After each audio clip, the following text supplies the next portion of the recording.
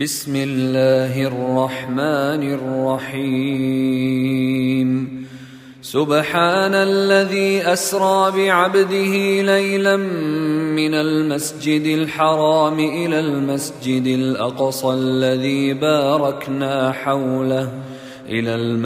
الأقصى الذي باركنا حوله لنريه من آياتنا إنه هو السميع البصير. وآتينا موسى الكتاب وجعلناه هدى لبني إسرائيل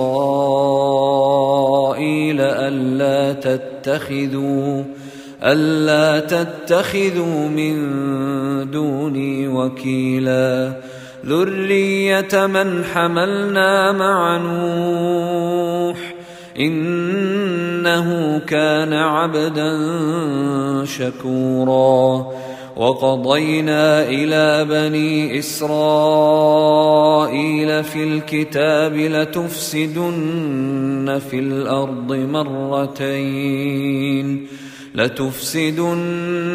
الأرض مرتين ولتعلن علوا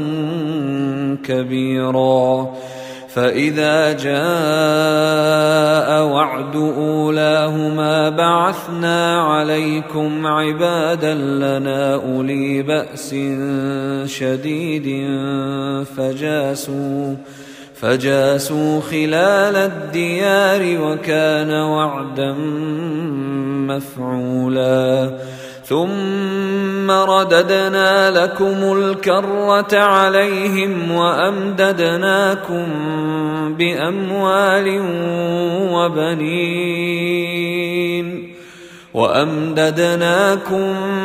بأموال وبنين وجعلناكم أكثر نفيرا.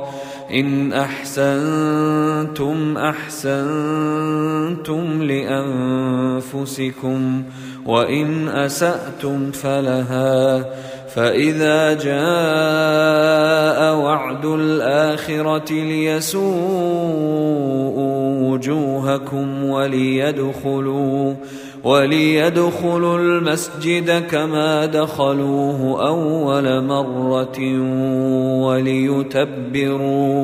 وليتبروا ما علوا تتبيرا. عسى ربكم أن يرحمكم وإن عدتم عدنا وجعلنا جهنم للكافرين حصيرا. إن هذا القرآن يهدي للتي هي أقوم ويبشر المؤمنين الذين يعملون الصالحات أن لهم أجرا كبيرا وأن الذين لا يؤمنون بالآخرة أعتدنا لهم عذابا أليما. ويدعو الإنسان بالشر دعاءه بالخير وكان الإنسان عجولا. وجعلنا الليل والنهار آيتين فمحونا آية الليل وجعلنا آية النهار مبصرة لتبتغوا فضلا من ربكم ولتعلموا عدد السنين والحساب وكل شيء فصلناه تفصيلا. وكل إنسان ألزمناه طائره في عنقه ونخرج له يوم القيامة كتابا يلقاه منشورا. اقرأ كتابك كفى بنفسك اليوم عليك حسيبا. من اهتدى فإنما يهتدي لنفسه ومن ضل فإنما يضل عليها ولا تزر وازرة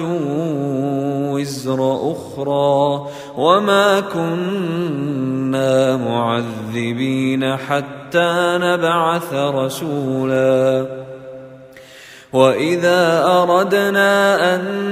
نهلك قرية أمرنا متر فيها ففسقوا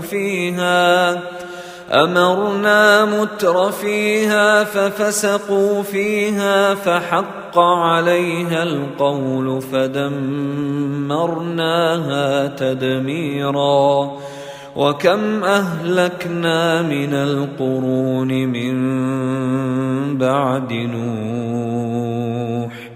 وكفى بربك بذنوب عباده خبيرا بصيرا من كان يريد العاجلة عجلنا له فيها ما نشاء لمن نريد ثم جعلنا له جهنم يصلاها مذموما مدحورا ومن أراد الآخرة وسعى لها سعيها وهو مؤمن فأولئك كان سعيهم مشكورا كلا نمد هؤلاء وهؤلاء من عطاء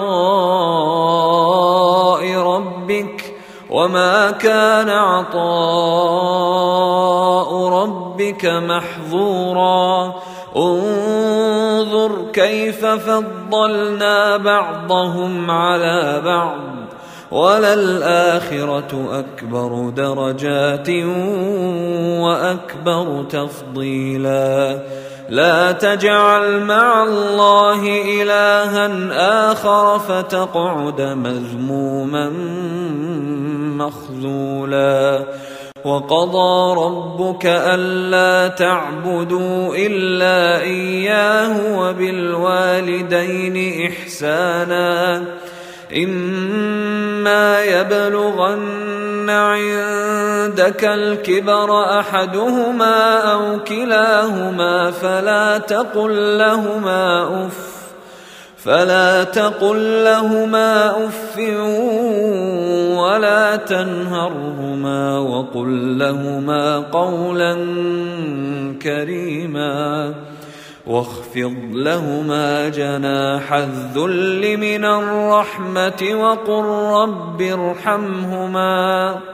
وقل رب ارحمهما كما ربياني صغيرا ربكم أعلم بما في نفوسكم إن تكونوا صالحين فإنه كان للأوابين غفورا وآت ذا القربى حقه والمسكين وابن السبيل ولا تبذر تبذيرا إن المبذرين كانوا إخوان الشياطين وكان الشيطان لربه كفورا وإما تعرضن عنهم ابتغاء رحمة من ربك ترجوها فقل لهم قولا ميسورا ولا تجعل يدك مغلولة إلى عنقك ولا تبسطها كل البسط فتقعد ملوما محسورا إن ربك يبسط الرزق لمن يشاء ويقدر إنه كان بعباده خبيرا بصيرا ولا تقتلوا أولادكم خشية إملاق نحن نرزقهم وإياكم إن قتلهم كان خطأ كبيرا ولا تقربوا الزنا إنه كان فاحشة وساء سبيلا ولا تقتلوا النفس التي حرم الله إلا بالحق ومن قتل مظلوما فقد جعلنا لوليه سلطانا فلا يسرف في القتل إنه كان منصورا ولا تقربوا مال اليتيم إلا بالتي هي أحسن حتى يبلغ أشده وأوفوا بالعهد إن العهد كان مسؤولا وأوفوا الكيل إذا كلتم وزنوا بالقسطاس المستقيم ذلك خير وأحسن تأويلا ولا تقف ما ليس لك به علم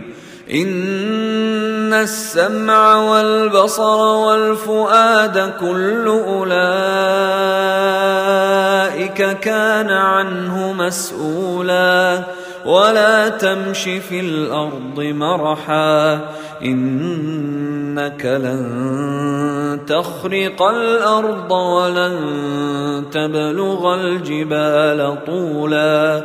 كل ذلك كان سيئه عند ربك مكروها ذلك مما أوحى إليك ربك من الحكمة ولا تجعل مع الله إلها آخر فتلقى في جهنم ملوما مدحورا أفأصفاكم ربكم بالبنين واتخذ من الملائكة إناثا إنكم لتقولون قولا عظيما ولقد صرفنا في هذا القرآن ليذكروا وما يزيدهم إلا نفورا قل لو كان معه آلهة كما يقولون إذا لابتغوا إلى ذي العرش سبيلا سبحانه وتعالى عما يقولون علوا كبيرا تسبح له السماوات السبع والأرض ومن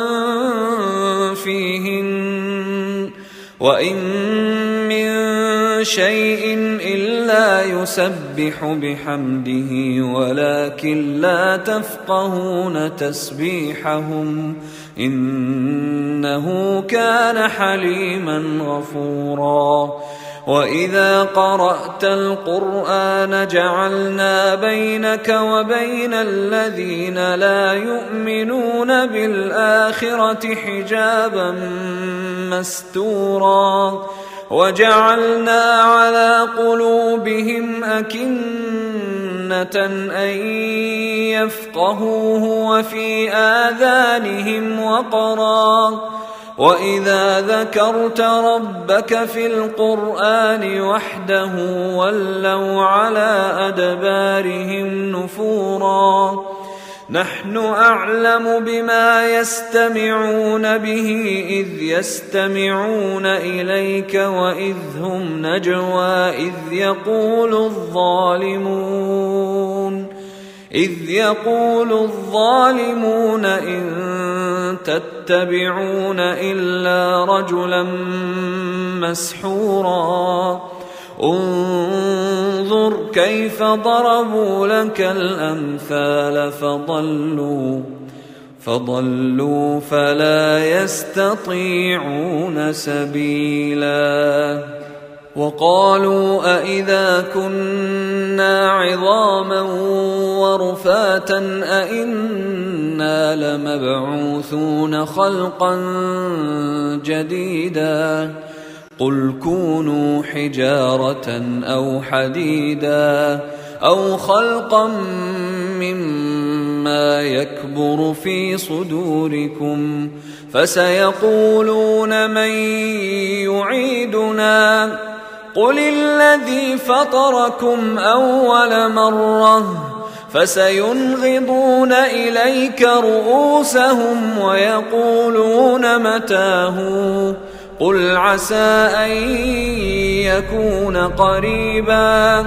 يوم يدعوكم فتستجيبون بحمده وتظنون إن لبثتم إلا قليلا.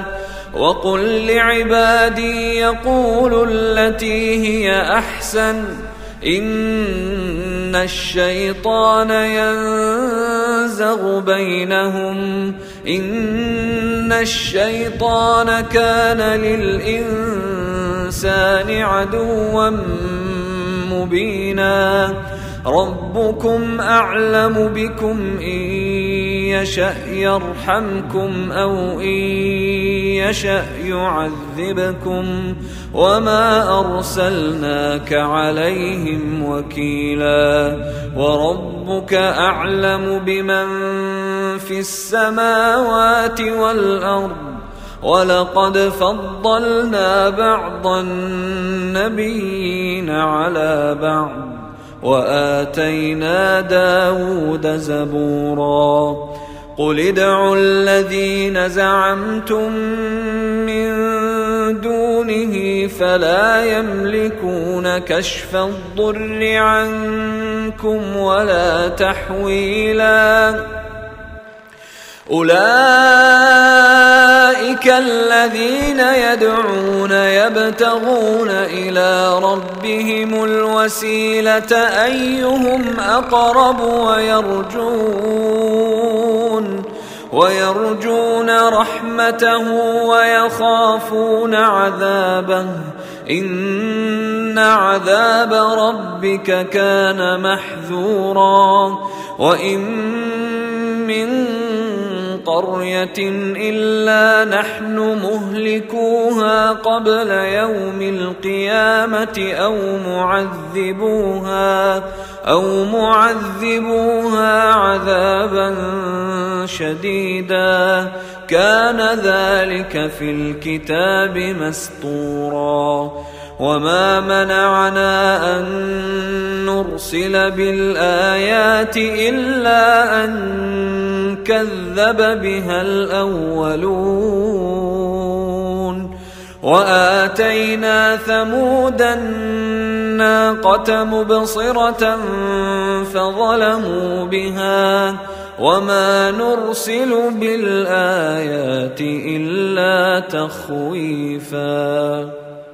وإذ قلنا لك إن ربك أحاط بالناس وما جعلنا الرؤيا التي أريناك إلا فتنة للناس والشجرة الملعونة في القرآن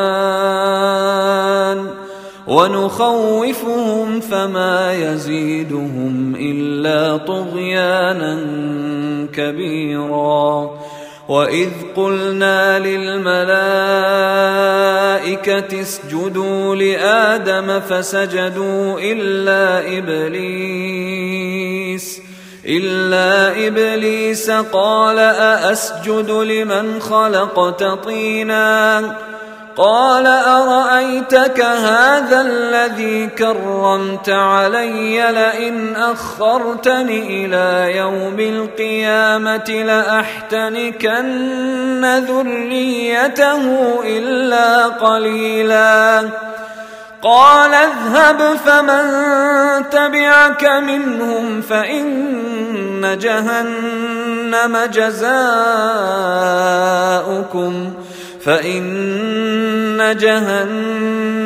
جزاؤكم جزاء موفورا واستفزز من استطعت منهم بصوتك وأجلب عليهم بخيلك ورجلك وشاركهم في الأموال والأولاد وعدهم وما يعدهم الشيطان إلا غرورا إن عبادي ليس لك عليهم سلطان وكفى بربك وكيلا ربكم الذي يزجي لكم الفلك في البحر لتبتغوا من فضله إنه كان بكم رحيما وإذا مسكم الضر في البحر ضل من تدعون إلا إياه فلما نجاكم إلى البر أعرضتم وكان الإنسان كفورا أفأمنتم أن يخسف بكم جانب البر أو يرسل عليكم حاصبا ثم لا تجدوا لكم وكيلا أم أمنتم أن يعيدكم فيه تارة أخرى فيرسل عليكم قاصفا من الريح فيغرقكم بما كفرتم ثم لا تجدوا لكم علينا به تبيعا ولقد كرمنا بني آدم وحملناهم في البر والبحر ورزقناهم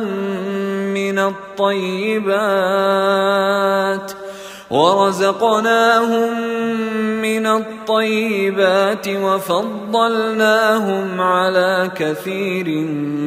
ممن خلقنا تفضيلا يوم ندعو كل أناس بإمامهم فمن أوتي كتابه بيمينه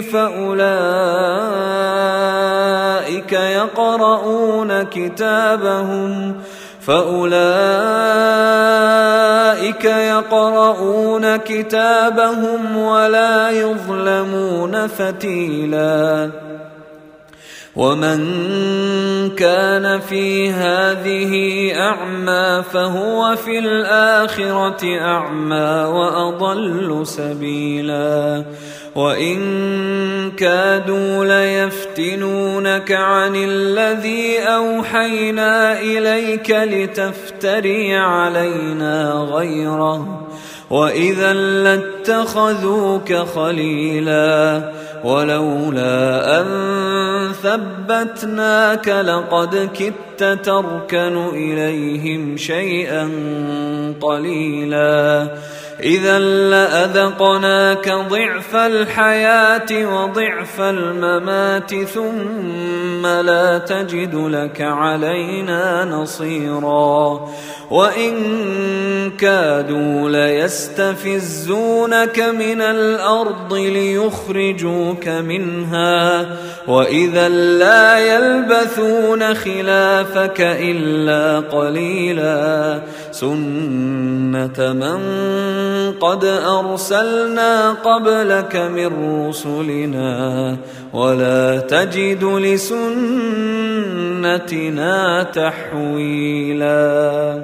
أقم الصلاة لدلوك الشمس إلى غسق الليل وقرآن الفجر إن قرآن الفجر كان مشهودا ومن الليل فتهجد به نافلة لك عسى أن يبعثك ربك مقاما محمودا وقل رب أدخلني مدخل صدق وأخرجني مخرج صدق واجعل لي من لدنك سلطانا نصيرا وقل جاء الحق وزهق الباطل إن الباطل كان زهوقا وننزل من القرآن ما هو شفاء ورحمة للمؤمنين وننزل من القرآن ما هو شفاء ورحمة للمؤمنين ولا يزيد الظالمين إلا خسارا وإذا أنعمنا على الإنسان أعرض ونأى بجانبه وإذا مسه الشر كان يئوسا قل كل يعمل على شاكلته فربكم أعلم بمن هو أهدى سبيلا ويسألونك عن الروح قل الروح من أمر ربي وما أوتيتم من العلم إلا قليلا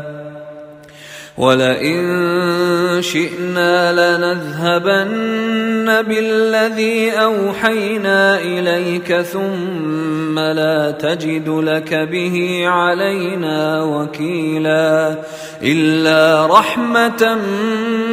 من ربك إن فضله كان عليك كبيرا قل لئن اجتمعت الإنس والجن على أن يأتوا بمثل هذا القرآن لا يأتون بمثله ولو كان بعضهم لبعض ظهيرا ولقد صرفنا للناس في هذا القرآن من كل مثل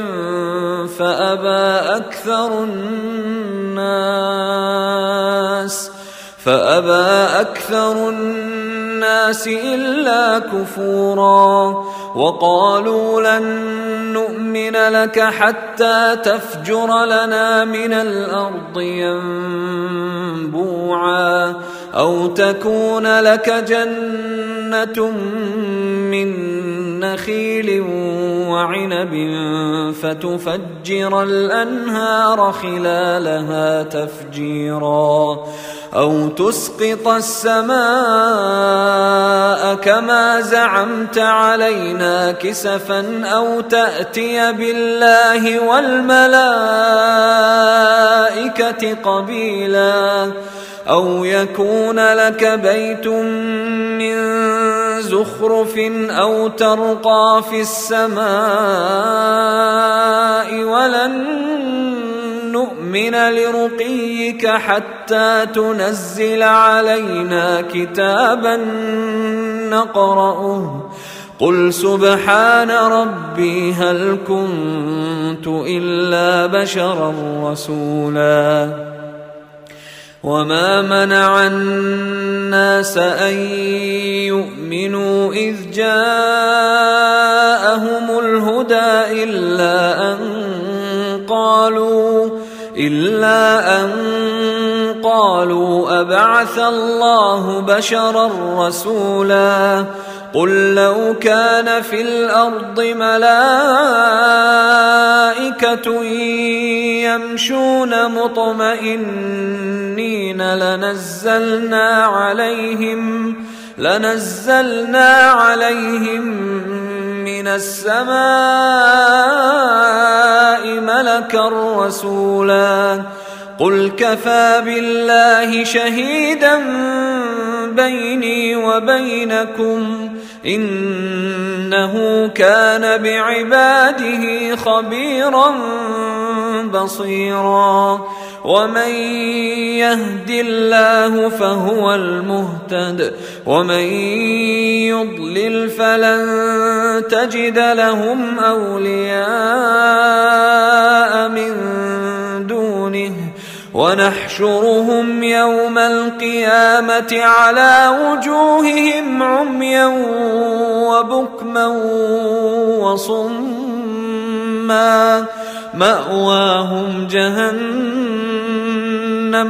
مأواهم جهنم كلما خبت زدناهم سعيرا ذلك جزاؤهم بأنهم كفروا بآياتنا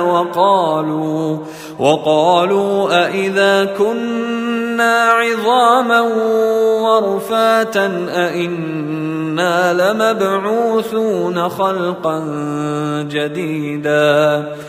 أولم يروا أن الله الذي خلق السماوات والأرض قادر على أن يخلق مثلهم وجعل لهم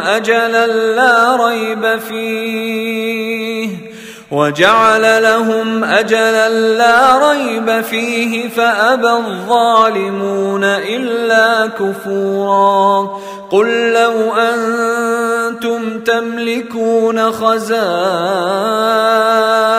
رحمة ربي إذا لأمسكتم خشية الإنفاق وكان الإنسان قتورا ولقد آتينا موسى 9 آيات بينات فاسأل بني إسرائيل إذ جاءهم فقال له فرعون إني لأظنك يا موسى مسحورا قال لقد علمت ما أنزل هؤلاء إلا رب السماوات والأرض بصائر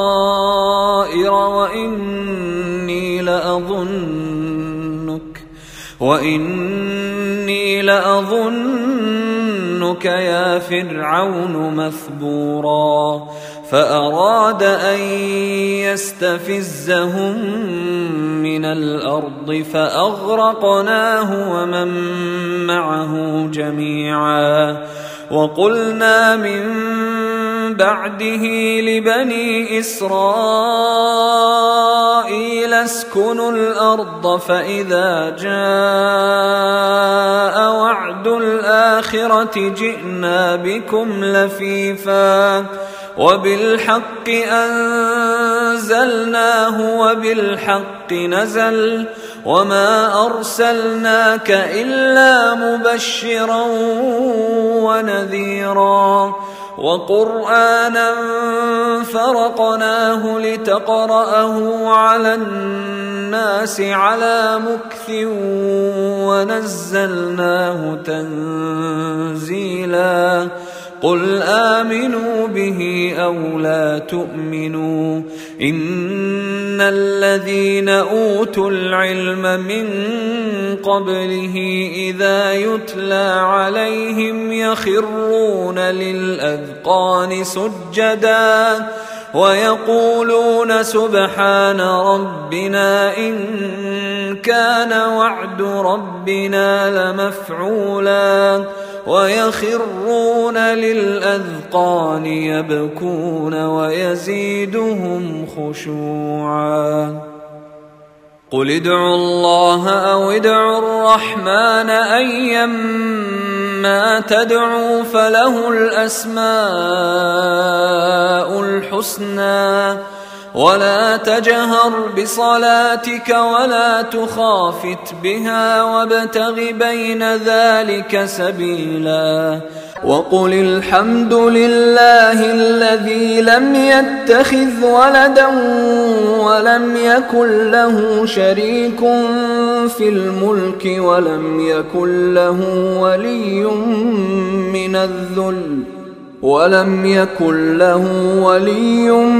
من الذل وكبره تكبيرا.